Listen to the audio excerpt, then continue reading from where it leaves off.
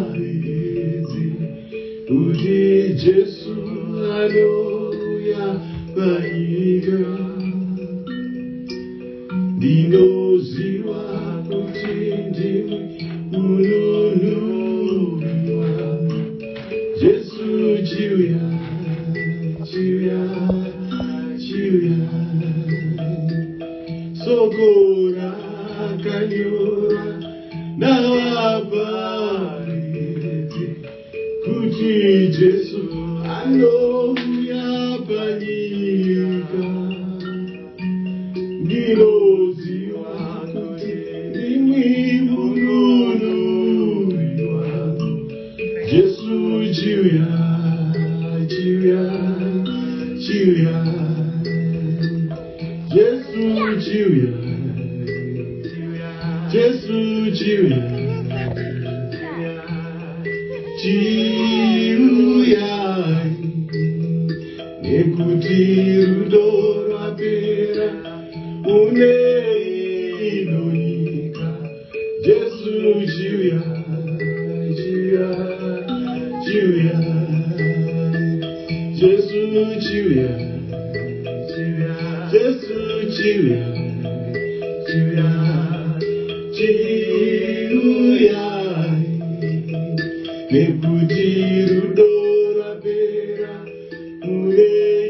Uneinuika Jesu Juya Juya Juya Mukaverenga kuna Joan 14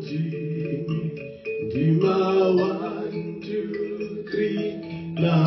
4 Inotaura kuti Munomuyaze Jesu Juya Juya Juya Mukaverenga kuna Joan 14 Yes is 1, 2, 3 and 4 Inotaura kuti Munomuyaze Jesu Juya Juya Juya Sokora Kanyora Nababarizi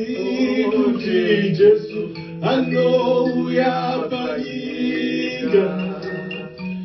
Dinoziwa kuti ndimwi mununuriwa Jesu Juya Juya Juya Sokora Kanyora Nababarizi Kuti Jesu Hallelujah Baiga Dinoziwa kuti ndimwi mununuriwa wangu Jesu Juya Juya Juya Mukaverenga kuna Joan 14 Ndima 1, 2, 3 na 4 Inotaura kuti Munomuyaze Jesu Juya Juya Juya Jesu Juya Jesu Juya Juya